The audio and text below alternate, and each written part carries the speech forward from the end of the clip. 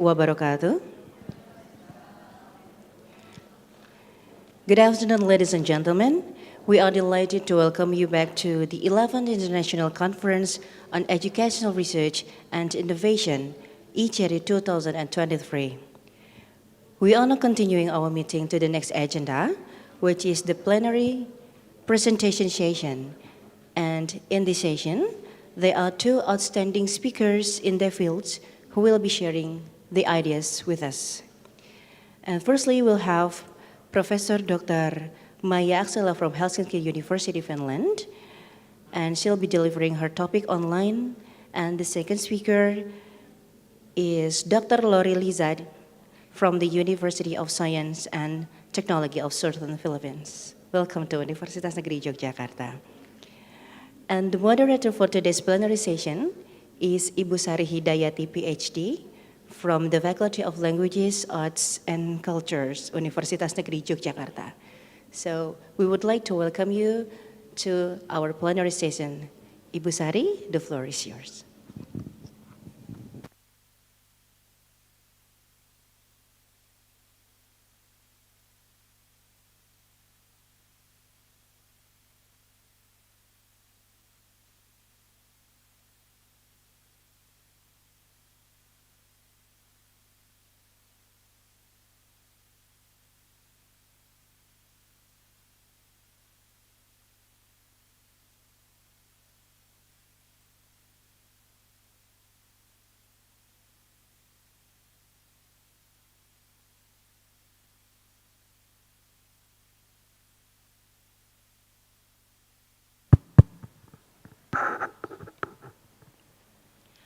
Assalamualaikum warahmatullahi wabarakatuh.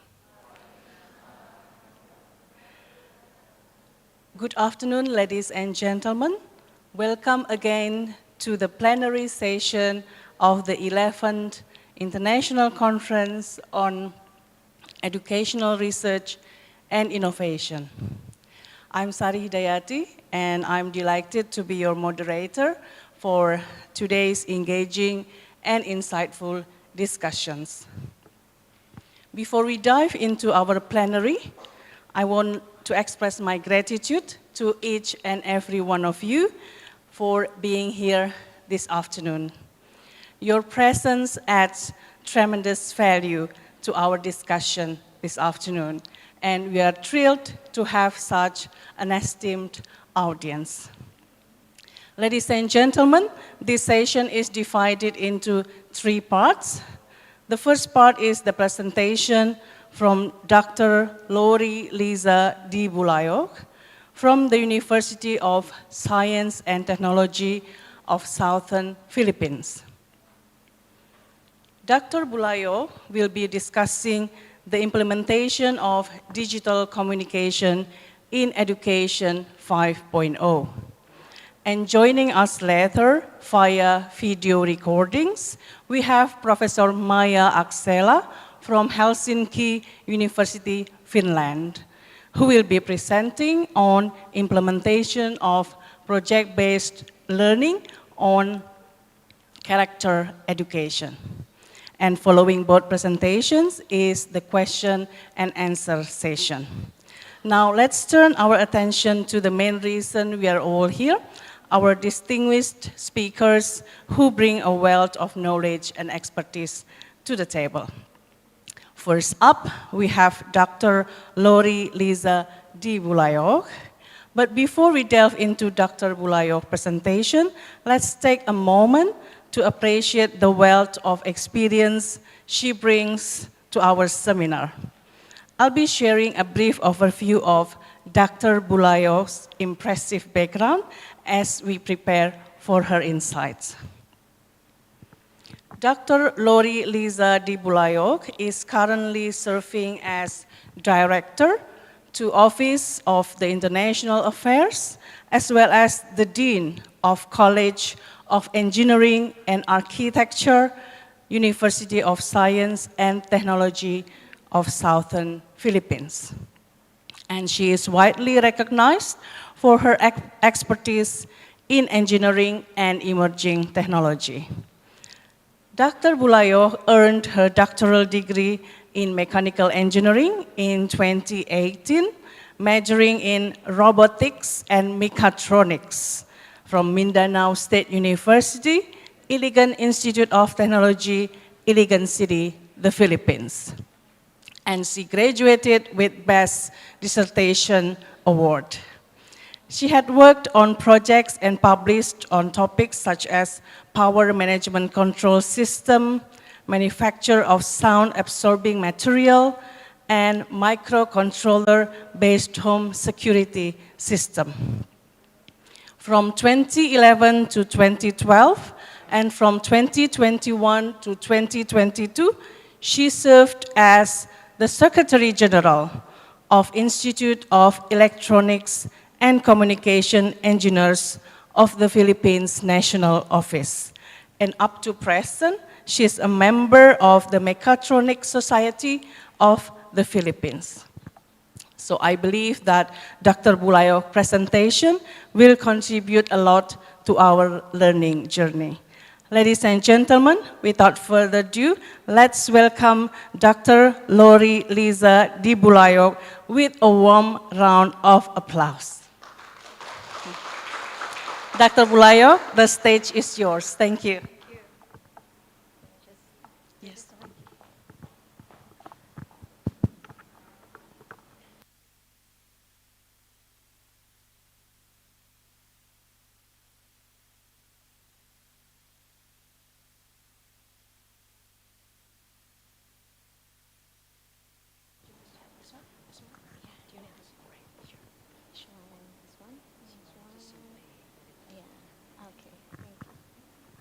Hello.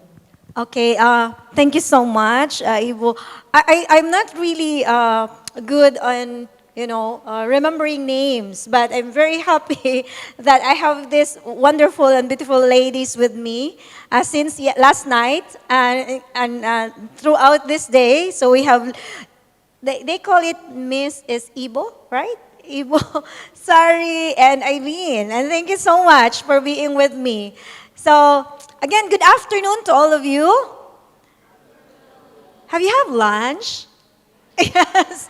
Okay. So I believe that who among us here are from the academe, the educators?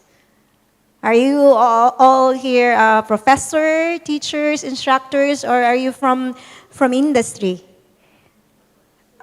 Students. Ah, wonderful.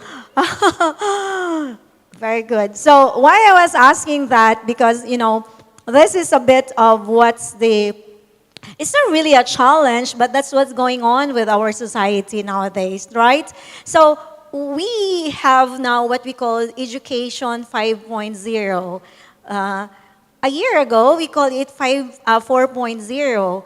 But even the time when I graduated college, that was, don't ask me the year because you're going to know my age, but there's no number in education because we are not really into technology before.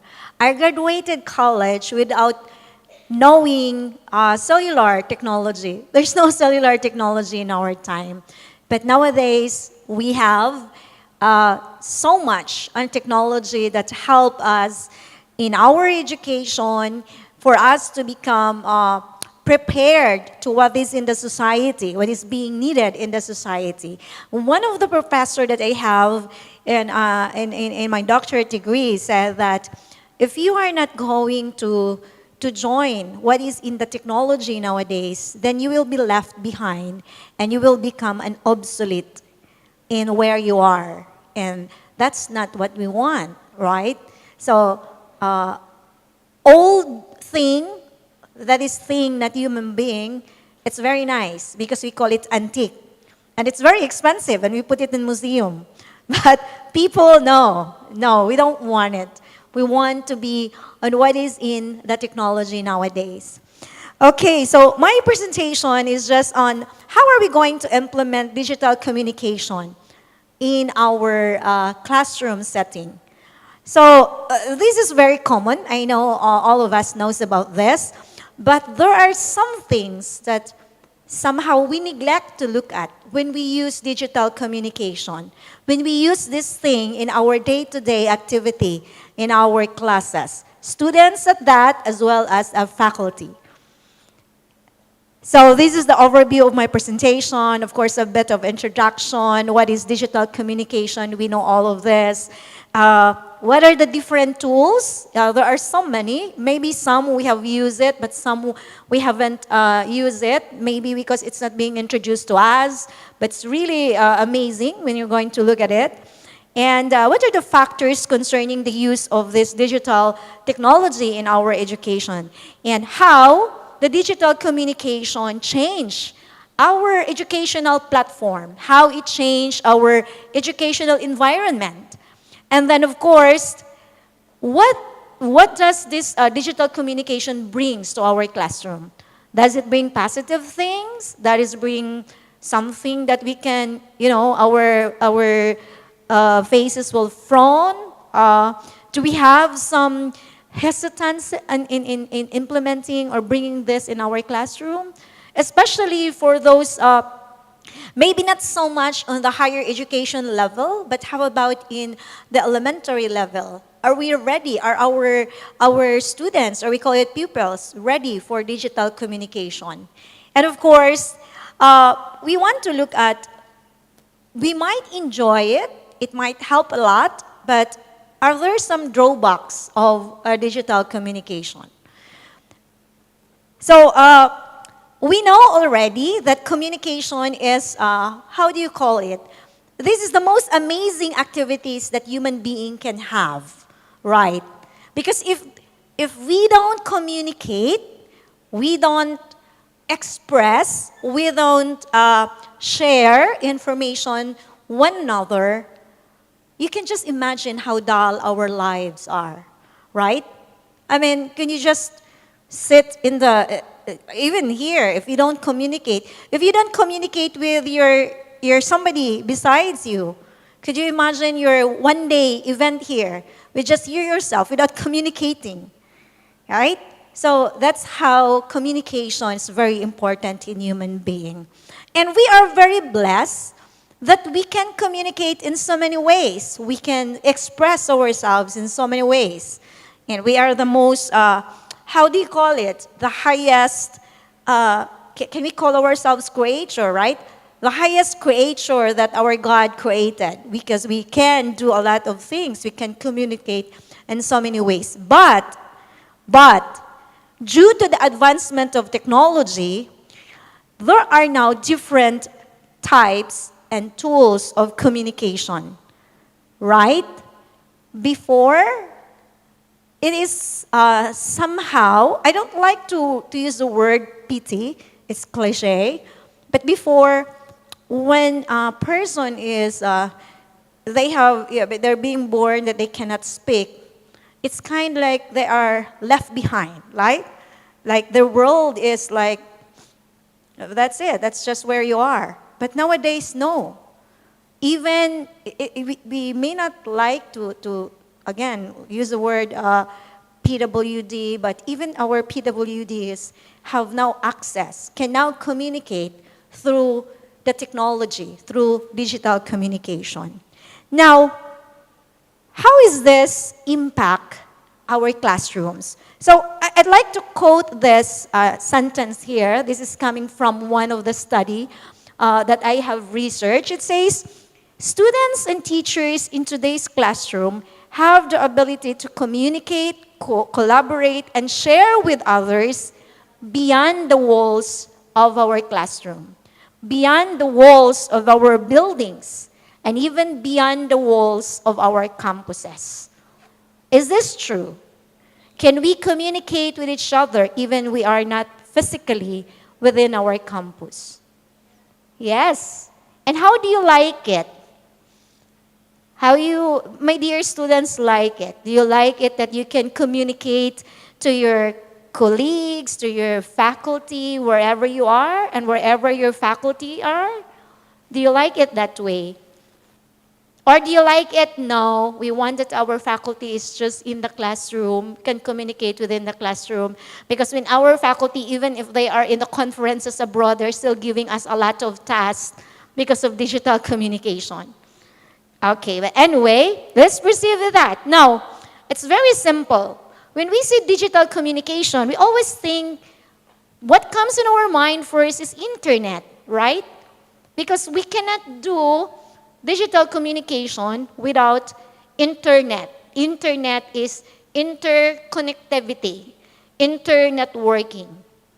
And this internet networking, connectivity, we cannot do it without the tools that we are using nowadays. So how do you think these tools that we are using now improve our learning inside the classroom? So these are the common tools that we know, right? Messaging, very common. What are you using in your classroom? And you message your friends, your classmates, your faculty. You use Messenger, Facebook Messenger. You use WhatsApp. Are those the common here in your university?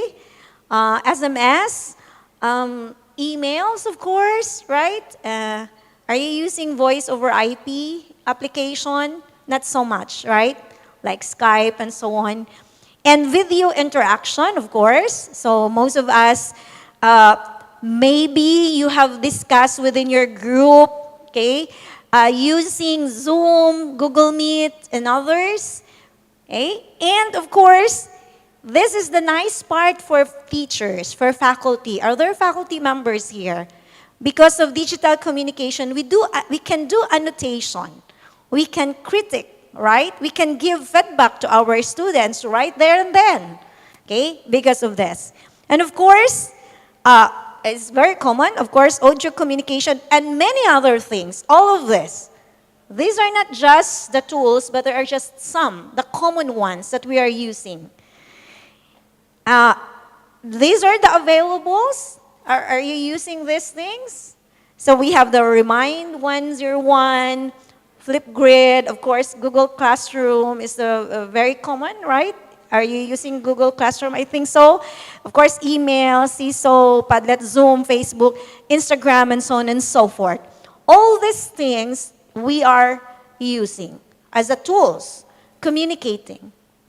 But one thing that we forgot,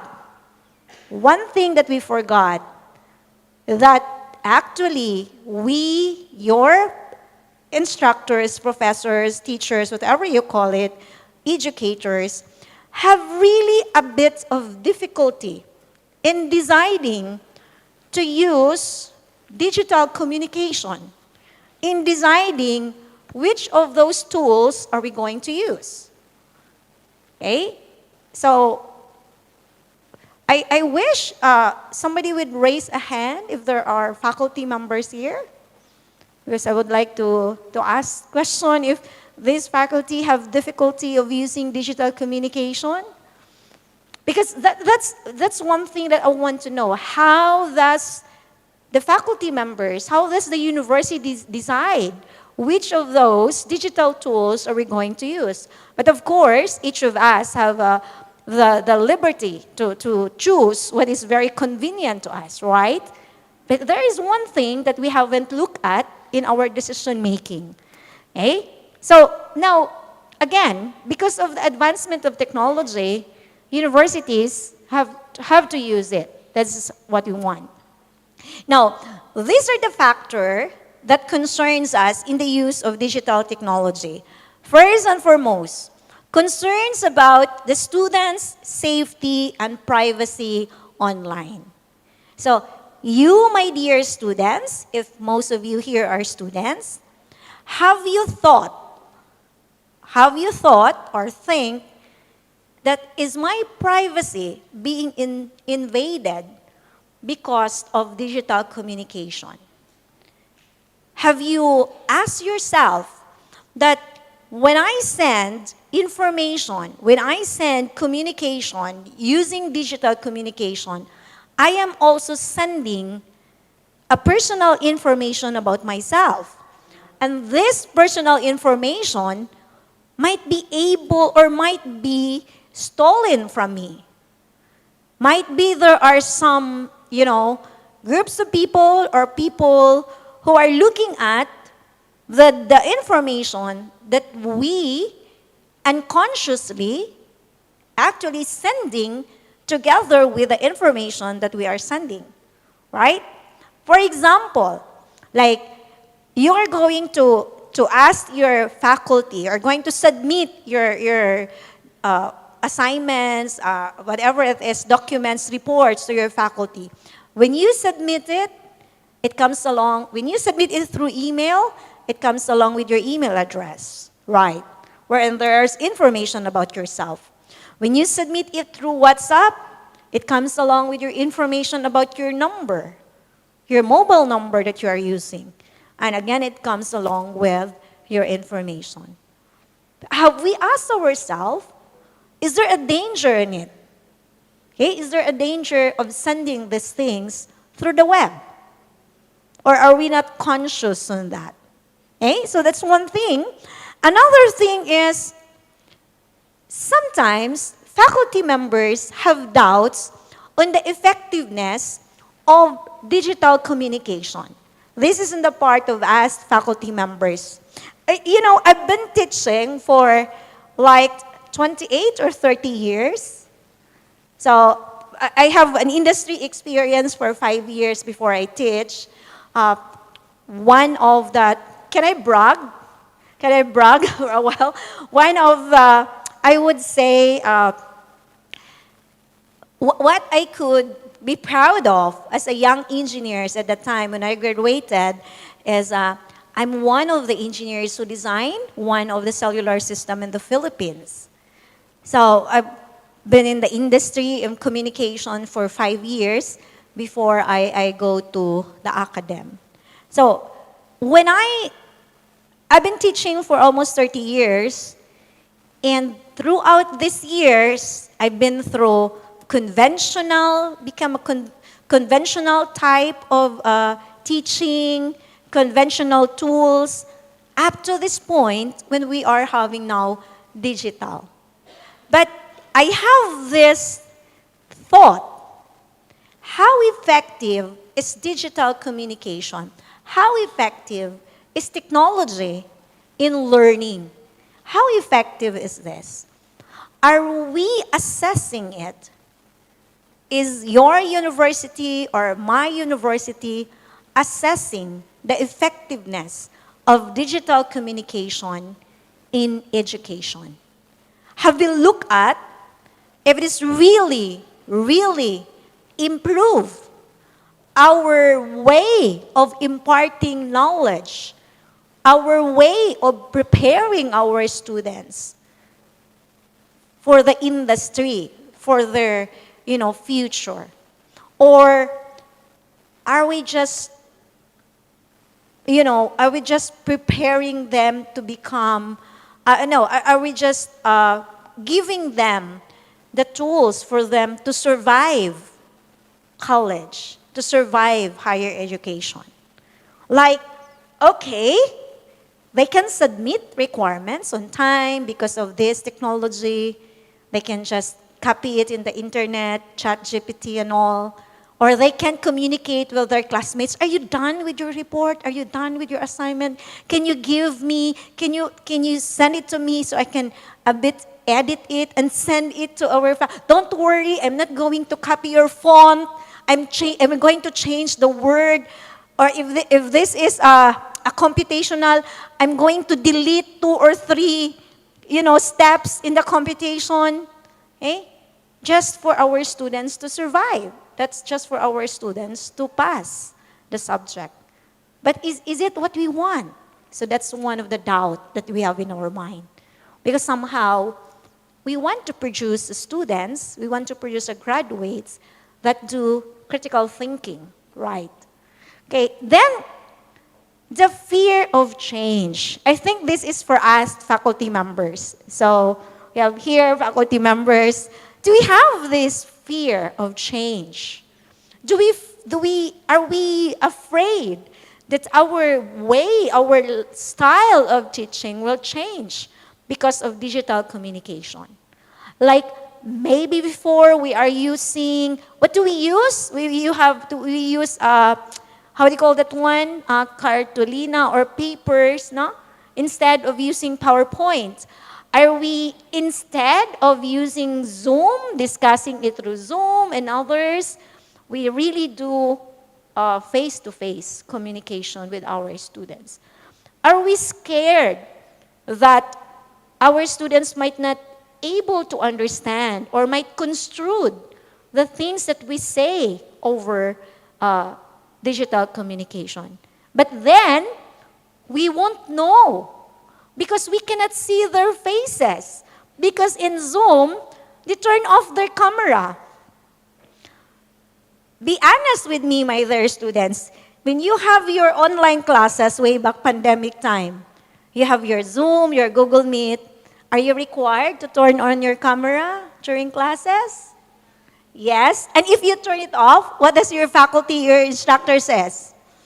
Are they going to say, you're absent because you turned off your camera? Or but then students will send message to their faculty, Ma'am, our internet is very slow. That's why we are turning off the camera. Right. Now, why I ask that one? Because we faculty, we professor, when we discuss, and we cannot see the expression of our students, we don't know if you understand or not, right? We don't know if you are sleeping already. You just turn on your Zoom or your Google Meet. That's actually one of the fear that we have. Are we effective really? Did we able to deliver our subject matter? So that's one thing.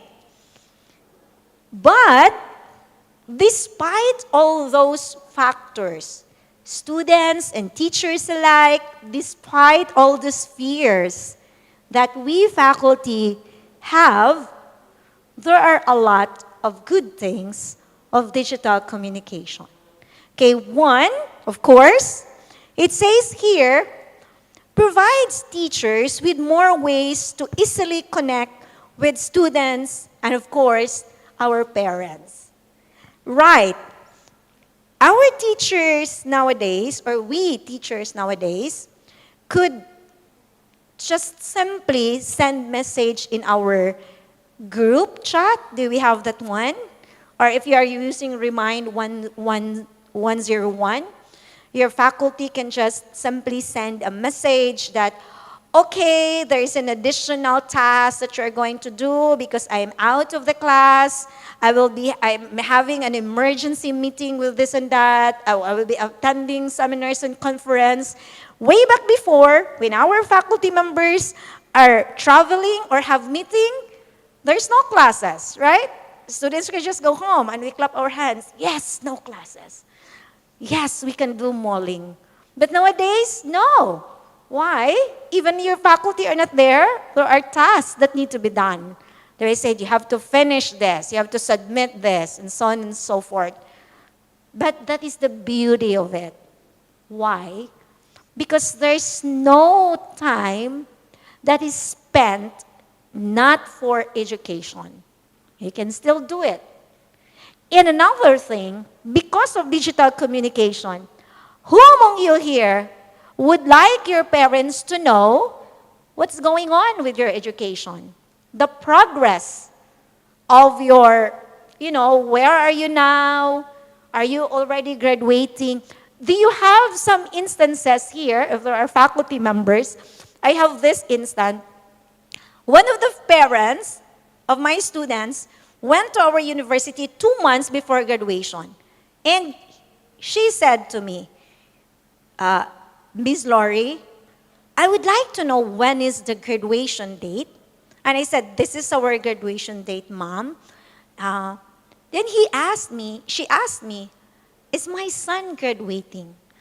And I said, I'm very hesitant to tell him that his son is still in third year level. for a 5-year program. He was expecting that his son is already graduating because he is already 5 years of schooling. And he said, every day, his son wears uniform, have his, we call the allowance in the Philippines, we call it baon, get his daily allowance, and the parents, the mother assume that his son is actually in school. But later did he know that he is not actually. In fact, in that semester, his son was not enrolled. So digital communication paves the way for us, faculty members, to inform our parents of our students. But I would like to ask, I don't know if you have this one here in Indonesia, do you have what you call the data privacy? Right, you have it. But you have also this kind of like, before parents know of the performance of their students or grades of their students, the student first should know, especially those who are above 18 years old. Do you have it here? Especially in UNY. Why? This is one thing that I want to say to us faculty, if you have it. You know what? 2009, I was charged legally by my students. I was charged legally in the court of law by my students for divulging his progress, his performance to his parents before him knowing about it. And his argument in the court is that I'm no longer a minor. I'm no longer 18 years old. I'm 20 years old. I'm already grown up. I can't take care of myself. I should know first before my parents know first. Do you have that law here? Or is there something that prevent you from doing that? So faculty, we have to know that one. Okay? So because digital communications might be able to communicate for us, faculty, to communicate with parents, but somehow we have to look at what level, okay, can we directly communicate to our students. It's okay with elementary and high school. It's okay. But I think with college, higher education, and advanced education, because we are already considered no longer minor, we can take care of ourselves. So that's one thing. Another change of digital education that is actually advantageous is it allows the classroom learning to be linked to varied ways. Now, when we say allow our classroom to link in very various ways, how does we do that? Like one of the practice in one of the university in the Philippines, they call it in Lazal, is that one class can communicate to the other class directly, simultaneously, meaning parallel session. The faculty is teaching here physically, face-to-face with the students, but there are also other group of students in other buildings that is also listening to the discussion because the information is being shared to them, especially if the topic is needed for the research. But they're not enrolled in the course. They're not really enrolled. It's just a specific topic that one of their faculty will say, okay, Professor A is discussing about this thing. And you should listen to this because you needed it for your, whatever it is, your report, your research. So somebody is filming and is being fed on the other classroom, which is far away, maybe in other building. Okay? So that's one of a significant contribution of digital communication. And of course, it provides students with new way to connect with each other. Now, if you try to, there is an example here, the D2L. This is actually one of the platform created by Brightspace that somehow students will be able to communicate all over the world and discuss their curriculum, discuss a specific topic, discuss a specific course. Like for example, UNY and USTP will have a collaboration. Example, you offered a new program, right? I was told that you are offering architecture, BS in architecture. So, our university established architecture for like 22 or 23 years already, and some of our professors in architecture are also well-known architects in the Philippines. So, using the digital communication, we can, the class here in UNY could share this class, share our curriculum together, and we can have what we called a twinning program. What does it mean when we have a twinning program? Of course, if your university will allow it, it's up to how are we going to discuss it, but I just want to say it as an example. Example, one of the twinning program that we are looking at with one of the university in Canada is our students will do first 2 years, 3 years in our university, and they go to Canada for the remaining 1 year together with their internship. And there's with pay. Or you don't have to go there, but you attend classes through online to this university. Okay? So that's actually the beauty of digital communication. Now, whatever it is, it may be advantageous, or maybe some of us will think it's not advantageous to students, to faculty. When we implement it inside the classroom, always think of these things. Out of these four, and I have research, these are results of research, we try to look at three of those, or three of these, are actually concerns of the students. When we implement digital communication in our classroom, in our classes, let us think that it is for our students.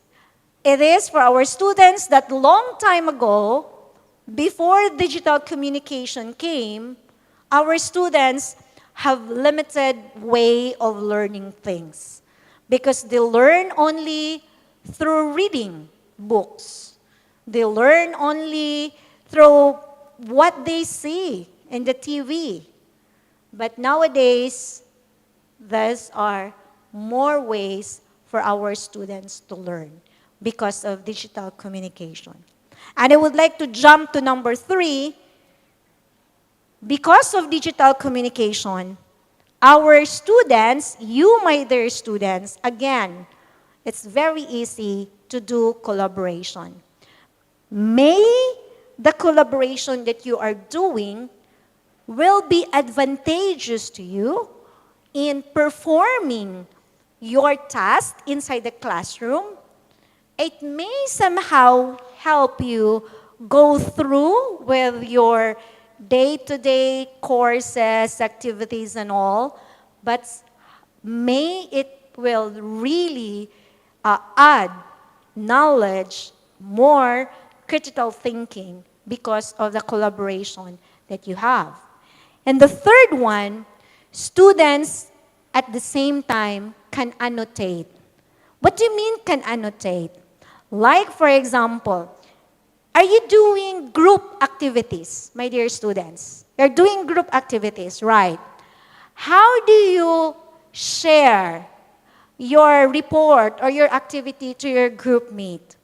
Are you sharing it through email? Are you sharing it through Google Drive? You put it there in the Google Drive and then you can make some corrections, suggestions. Are you doing that? And that's what you call annotation. You annotate. You give remarks, right? You communicate directly that you can say, the words that the words that you choose is a bit it's vague. So let us strike this out and change it with the words that is, not so, because when you use words that is vague, it will result to how do you call that? Interpretation, misinterpretation. Like, you are thinking this way, that this is the meaning of the words, but your teacher or your faculty is thinking the other way. Okay? So that's one thing. Another, because of your collaboration, it is now very easy for you, my dear students, to help one another, right? I went there and in the expo, Innovation and Expo, and there is this group that says they are doing tutorial. So this is a common already. There is an apps, right? There is a mobile apps, and we have developed, even our university, we developed these mobile apps that students can choose time, faculty or students also, to tutor them for a specific topic for 20 minutes, 30 minutes, and they can choose which room or place where this tutorial is ongoing. But that is what digital communication is. But it's not limited only to that. Even peer-to-peer communication, peer-to-peer teaching, peer-to-peer collaboration. Now, there are so many, how do you call that one, classroom strategies that your faculty can do. But with the OBE, the outcome-based education, faculty are no longer the center, no longer the, how do you call it, the limelight in the classroom. It's already the students.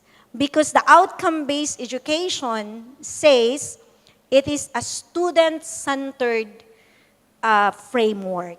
That means students are the actors in the classroom. The faculty are just there to facilitate. Okay?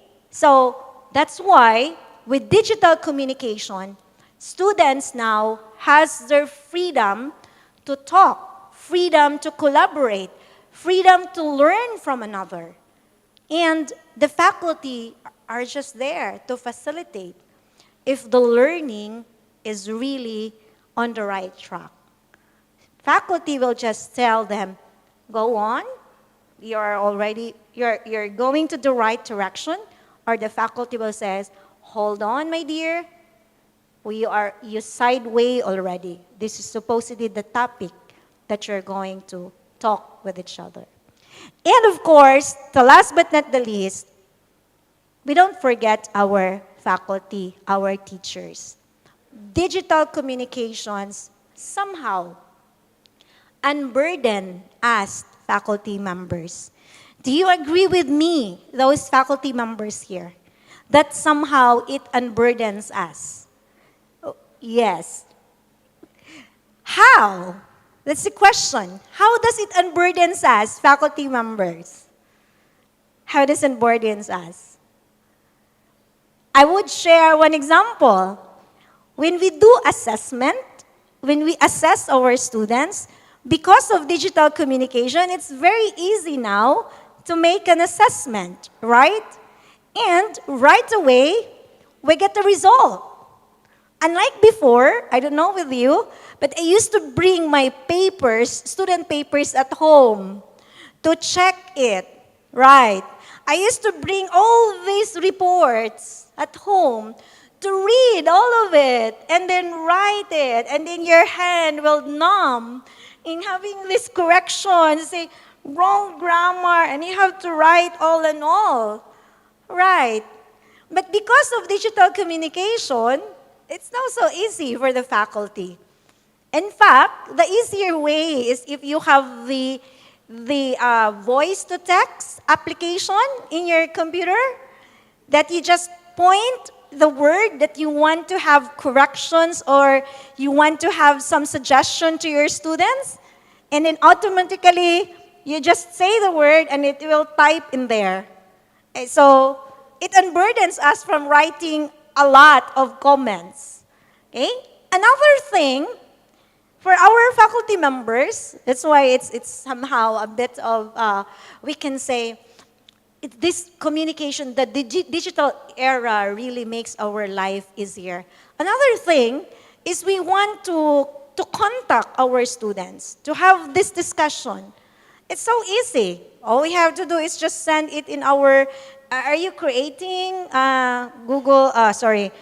Facebook groups, Google groups, and so on, that you can just blast information. You can just blast communication. Okay? So again, when we implement, we have to look at that this digital communications has really done something to us. But again, we should be mindful of these things. Students and teachers must understand and abide by the rules of digital communications. Whether these rules that we abide, we call it netiquette, right? The etiquette of internet, of networking. So we have to ensure faculty must have the responsibility to educate our students of these rules. So my dear faculty, co-faculty in that matter, let us know these rules. Let us teach our students these rules. Okay? And one of the basic or important rules is, of course, the cyberbullying. Okay? This is my last slides. These are the drawbacks of digital communication. It lack of personal touch, right? Because when you communicate, you are not communicating face-to-face, you will not see. Faculty and students will not see the faces of each other. So faculty will not see if their students are so excited when they submit their reports. And students will not see the frown in the faces of their faculty when they read the report, right? So it lacks touch, personal touch. And digital communication sometimes, it is somehow the words that we use, whatever it is, it has a lot of interpretation. So that's why it can sometimes be misconstrued. And of course, when somebody sends a documents and information because you don't know if it's really the person who is sending it, right? So you don't know if it's a false or fake documents, whatever it is, because there is no digital signature in it, and you don't know that the person is really the one who's doing it. And of course, the security of all of this. I have talked with colleagues here in UNY, have been kind of like doubtful, especially in sending through digital communications informations about the projects of my students, because we have one incident that we have a very nice project of our students that we are about to apply for and patent. We are still in the process of applying it, but 2 weeks after, it's already in the market. And we said, where is it? It's really the verbatim of all of it. Like, is there somebody leaking this information and all? But we keep on sending it through the internet, and we don't know who is watching and these messages that we are sending in the internet. And of course, the last but not the least, as I have mentioned, the etiquette of using the digital technology. So again, when we implement digital communication in our classroom, we have to think in ourselves, it is advantageous, it is helpful, but it has also some things that we have to watch out, that we have to look at. Thank you and good afternoon. Thank you very much, Ibu Lori, for delivering such an impressive and insightful presentation.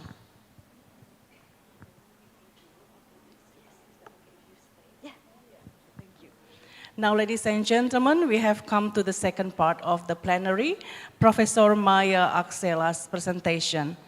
But before we proceed to the presentation, please let me share a brief overview of Professor Aksela's impressive bio.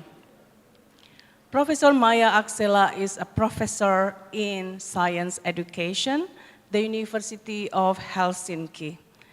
She has more than 30 years of experience in the area of education.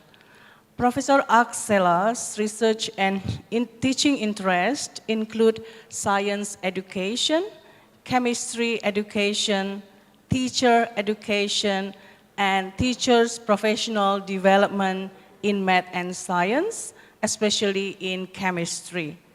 She has also got her work published in more than 400 publications. Professor Aksela is a founder of International Journal of Math, Science, and Technology Education, as well as editor-in-chief and a member of editorial advisory boards for many reputable peer-reviewed journals. Her other professional roles include director of the National Chemistry Education Center, University of Helsinki, a member of Advisory Board of Science Center, and a member of the National Curriculum Group for Senior Secondary Level National Board of Education, Finland. We are honored to have Professor Aksela share her invaluable knowledge with us today. Now, without further delay, let's move on to the presentation. Ladies and gentlemen, although we meet Professor Aksela only via video recordings, you can still join me in welcoming Professor Maya Aksela. Video, please. Selamat siang. Hello, everyone. I'm Maya Aksela from University of Helsinki, Finland. It's my pleasure and honor to share some ideas of project-based learning today and give some examples what are we doing in Finland. Unfortunately, this week I have a summer holiday and I'm away from university. That's why I have recorded my talk, and you can also later on send me questions and by email, and it's my pleasure to answer to your questions.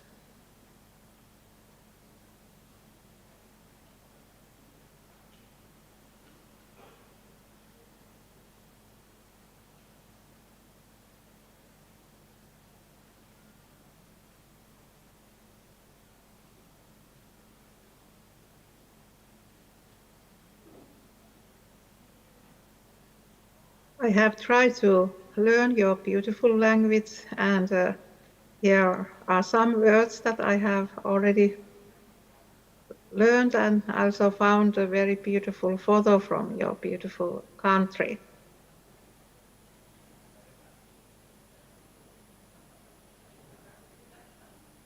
And best greetings from Finland. I'm far away from Indonesia, but I know a lot of wonderful people from your country. It's always a pleasure to collaborate with you. If you want to know more about Finland, please visit the webpage Visit Finland.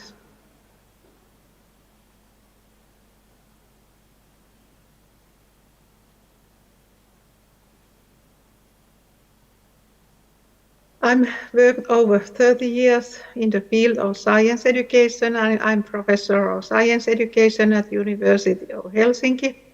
I'm also director of National Luma Center Finland. It's a network of 11 universities and 13 Luma centers.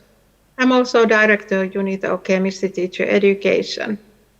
And at our Luma network, we are building novel solutions and models from early childhood to universities through collaboration and trying to promote evidence-based education. We trust in teachers. We think that teachers' effect on society about 100 years. and makers of future, kids and youth are at our hearts.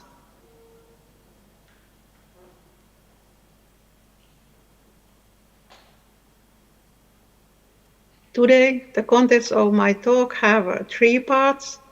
First, a little bit about our curriculum, then about definition of project-based learning, and then an example about Stati Luma program. How do we use project-based learning?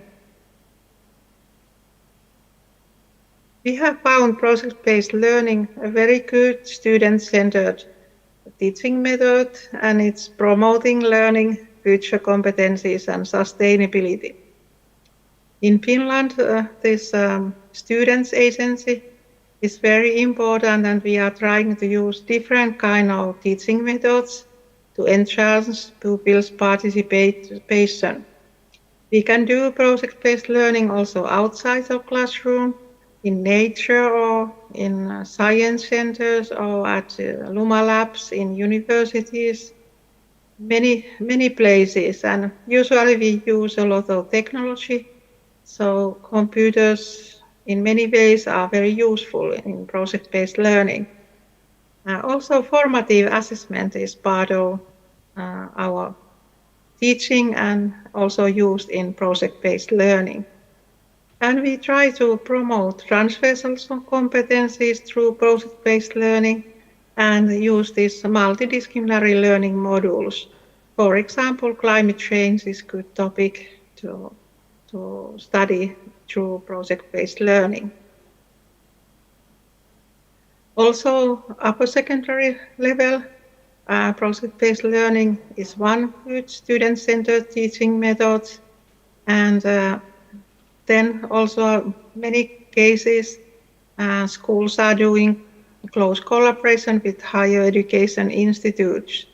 So, for example, scientists are supporting their little projects or visiting schools or many kind of opportunities. What is project-based learning? There are many definitions in literature, and I think that the main thing is that it engages learners in knowledge construction, and students are doing meaningful projects for themselves, and it develops real-world products. And usually we can find out 6 hallmarks of project-based learning, and there's also always driving questions, and learning goals have to be focused, and then there's active participation in education activities. Students are using little inquiries, little projects, and there's a collaboration a lot with students. Usually they are working in small groups, and they use different kind of technologies. And finally, they get some kind of artifacts.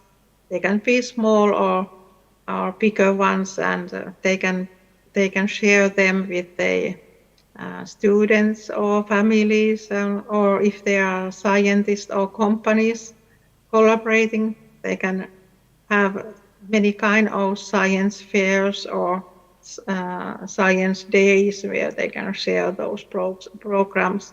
Also, it's a good way to make little videos of them and share them through web pages.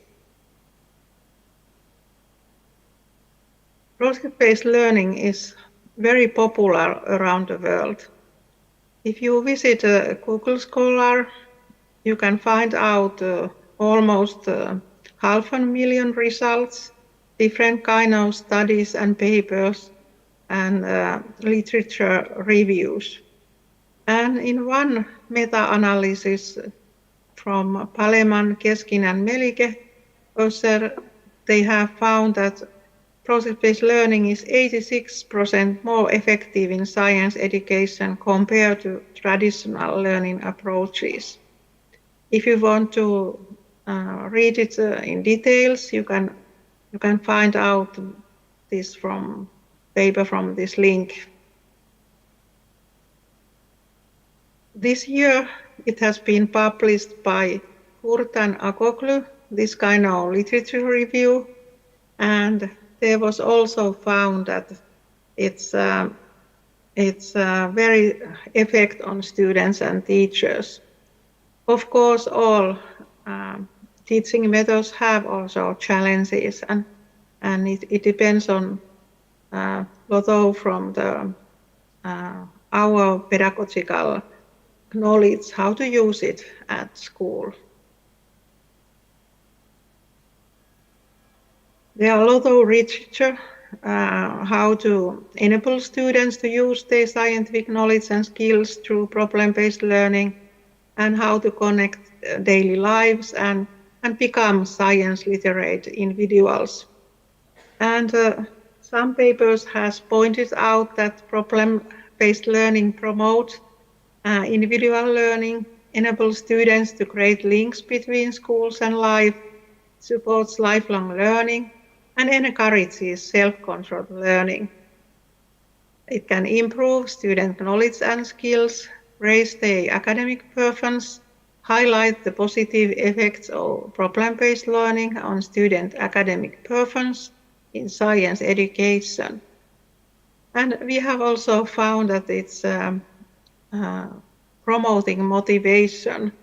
So when students can make their own little projects from their questions, it's usually engaging them a lot in learning. We have also published some papers in English, and you can find out them from these links. And we have found in this paper and study that problem-based learning especially promote the use of collaboration, artifacts, technological tools, problem-centered, and some kind of scientific practices, such as carrying out the research, presenting results, and also reflection within science education. But we have also found that there are challenges with driving questions, learning goals, how to make own questions, the integrity of project activities, and using the projects as means to learn central content. And sometimes for teachers it's very hard to do this kind of student-led inquiries. And usually I have encouraged teachers to do it step by step and start by little projects. And first, maybe it's good to do those projects together, and then give more openness for students.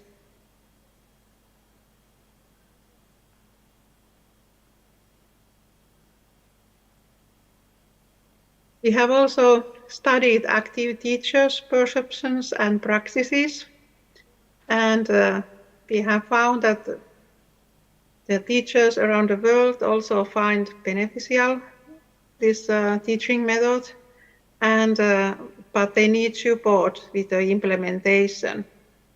And we have also found that it's a good way of also for teachers lifelong learning when they are doing projects based learning with students.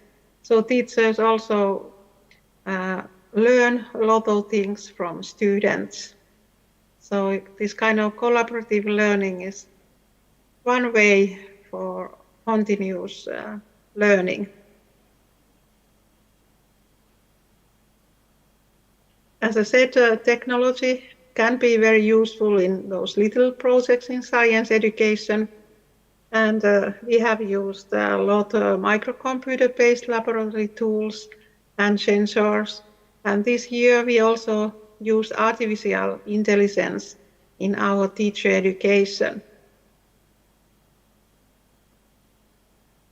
A few years ago, we participated in this kind of European COMPLA project, and we were co-designing and co-creating new practical activities for little projects. And you can still find out those activities from this website.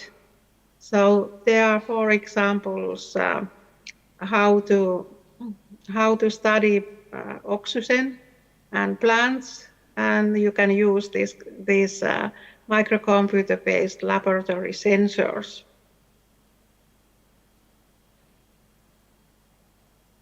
And then an example about project-based learning in the context of Study Luma program.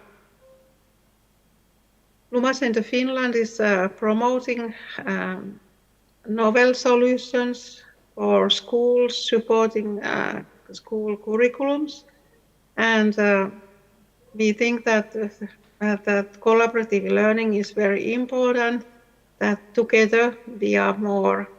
And Study program has been a very successful program in Finland, and over 70 countries have participated on it.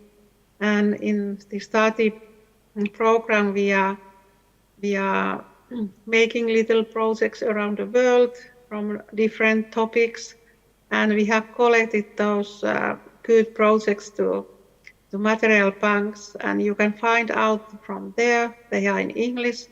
There are little 3-minute videos, and then learning diaries, and also teachers are sharing how they are using them at practice. So please visit this website and use them at your teaching and education.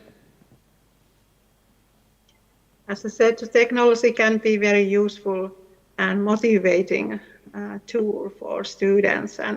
And for example, in Finland, this game-based learning has been very successful through project-based learning. We have done also one PhD thesis in the context of Study program and studied the relevancy of it for students. We started the Study program about 6 years ago, and it was first like Study competition. That's also one way to do project-based learning. And next, we started with collaboration between Finnish schools and those partner countries' schools. And now we are starting next model, and we are trying this project-based learning in afternoon science clubs within our teacher education. And all our programs are research-based and evidence-based, so we also are studying the relevancy of those activities. We trust on that learning is sharing, and so that's why we have also this material bank in English, and we can all learn from each others. 7 years ago, when we started this project-based Study program, there were many steps, and there were also international voting and international scala for sharing those best practices. So students at schools around the world were making short or longer explorations, and they started their projects from their own ideas, their own questions, and some way they linked them to science and technology and mathematics. They could be also very multidisciplinary projects, and for example, sustainability, climate change is very good topic for multidisciplinary projects. One good example for learning from project-based projects is to organize some kind of science fair at schools where students can present their result and share their learning.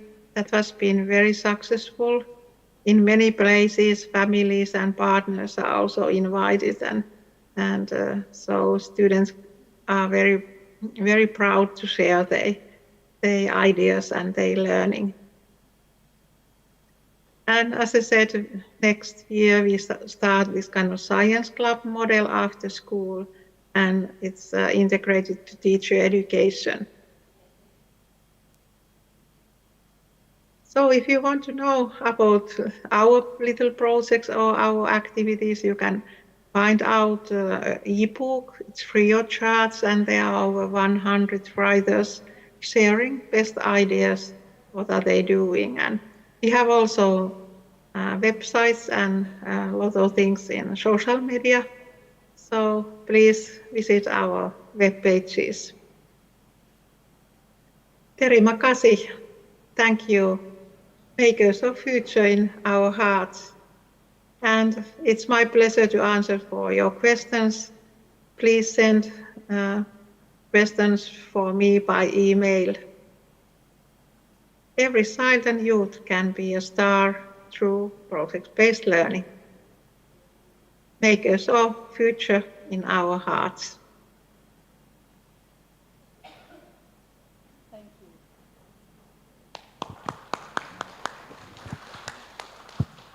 That was a very Bye-bye. interesting.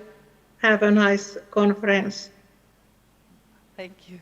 Yes, that was a very interesting and comprehensive presentation on project-based learning. So we thank Professor Axela for that. Ladies and gentlemen, after we learn from both presentations, now it's time to have a discussion with our speakers. However, due to other commitment that Professor Axela has at the moment in Italy, she will not be able to join us in our discussion. So probably I will invite two questions for Ibu Lori to start our discussion. Yes, bisa ditolong speakernya?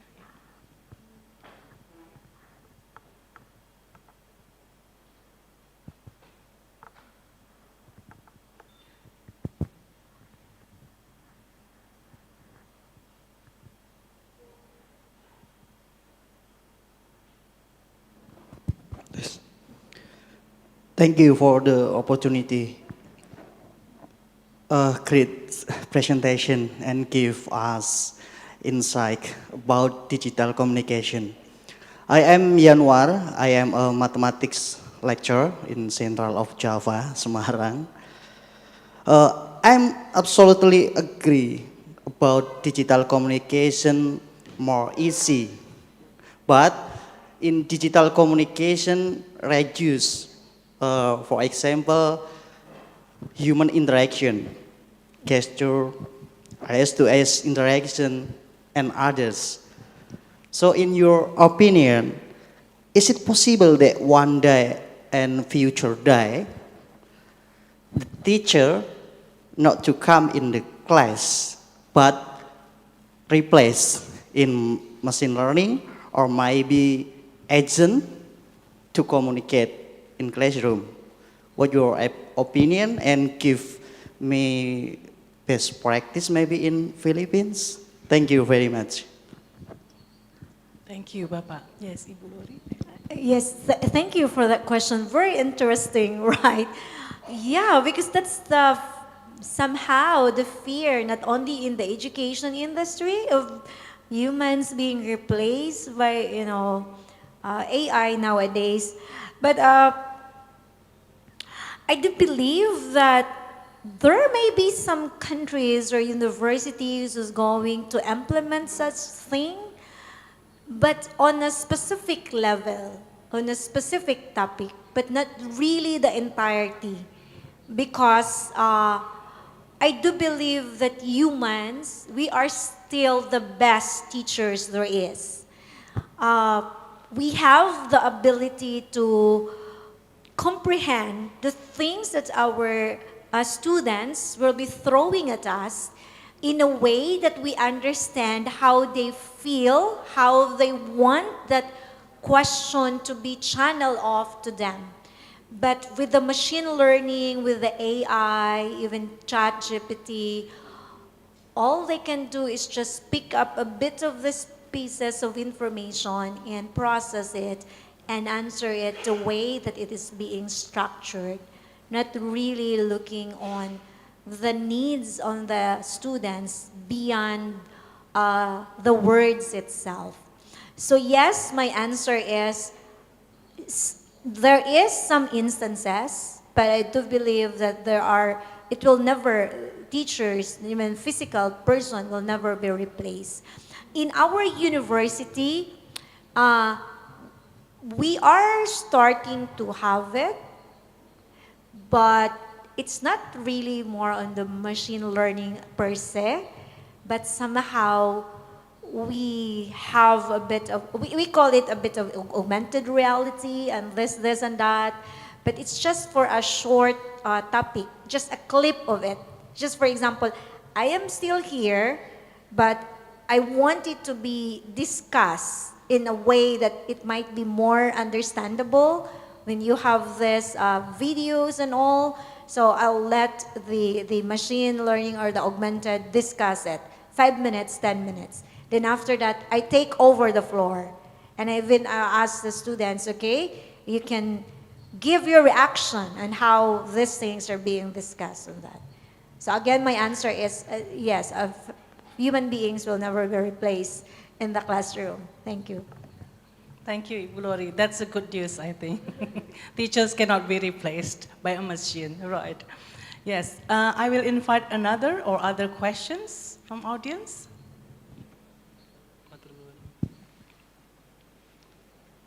Yes, Mbak.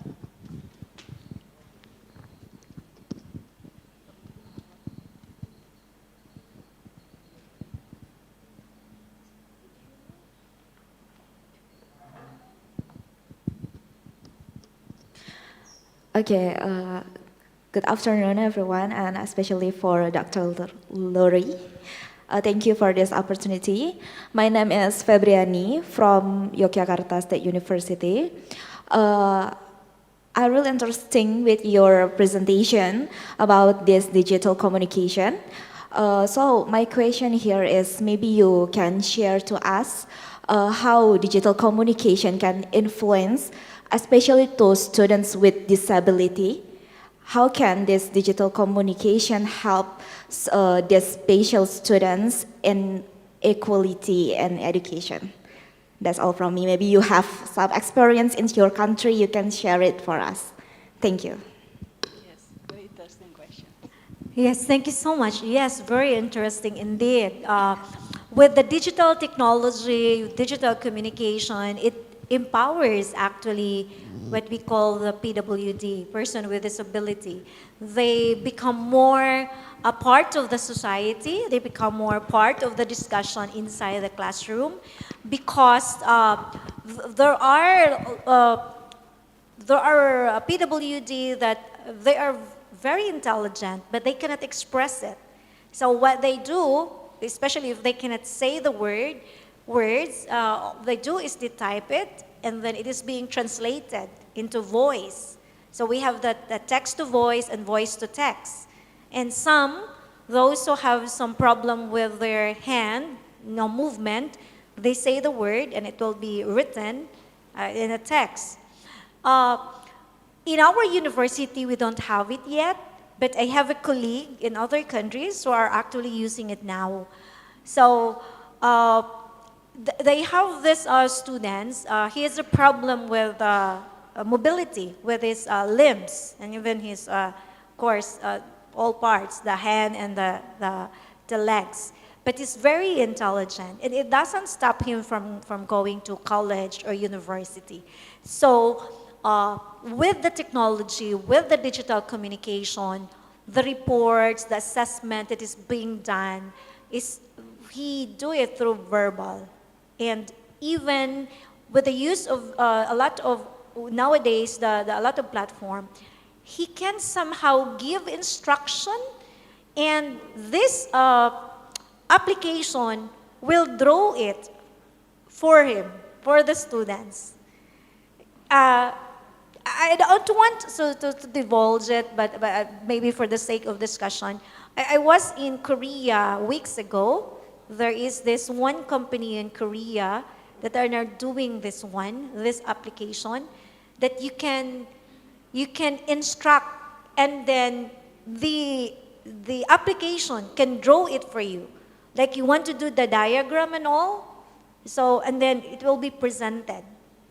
And you can even somehow, the picture that you want, you just put it there, and there is this camera, and then it will be animated as well. It's so amazing with the digital communication. Yes, the digital communication really help our, our brothers and sisters who are, we call it a person with disability, to be more engaging. It's no longer like a taboo nowadays. So I hope I have answered your question. Yes, thank you. You show us how the technology can support the inclusive education, and yes, that is another good news for us. Right. I think due to time constraint, yeah, ladies and gentlemen, we have now come to the end of our plenary session. So summarizing from both presentations, I think that the main takeaways from our discussion today is that the use of ICT such as digital platform and artificial intelligence is or should be integral part of our education system. Thank you, audience, for your attendance and our lively discussion. Finally, I'm sure that we are truly honored to have both speakers with us today. Ladies and gentlemen, let's express our gratitude to our speakers with a final warm round of applause. Thank you. Assalamualaikum warahmatullahi wabarakatuh. Thank you, Ibu Lori. Very nice.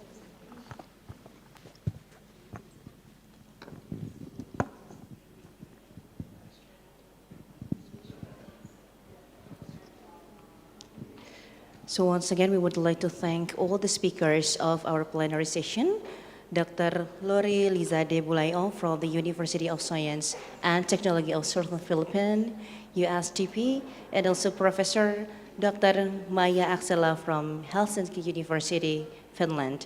And also thank you for your inspiring and insightful presentations.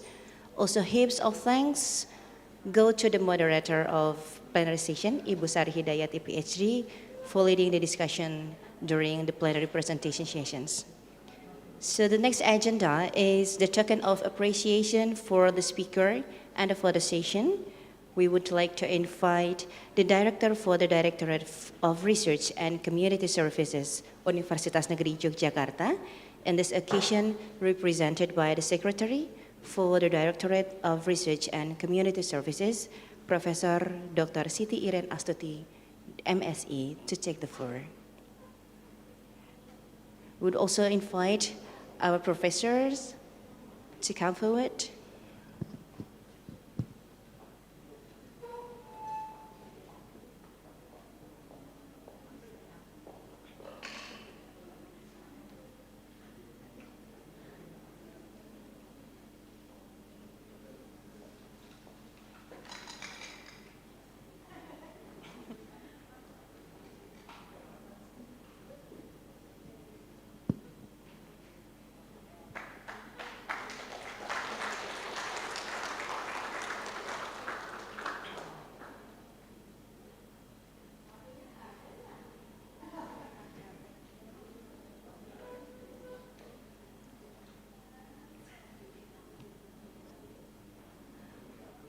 I would also invite the moderator, Ibu Sari Hidayati, to join the further session.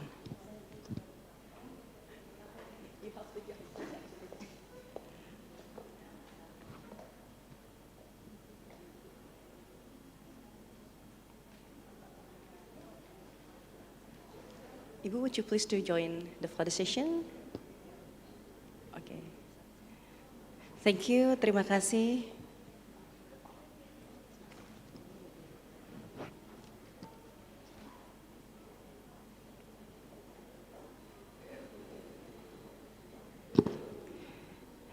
Bapak dan Ibu, ladies and gentlemen, that's the end of our first plenary session, which we are going to have another one in this room tomorrow morning. And we are proceeding to our parallel sessions All speakers and participants are welcome to join in each assigned room. Thank you. See you tomorrow. Wassalamualaikum warahmatullahi wabarakatuh.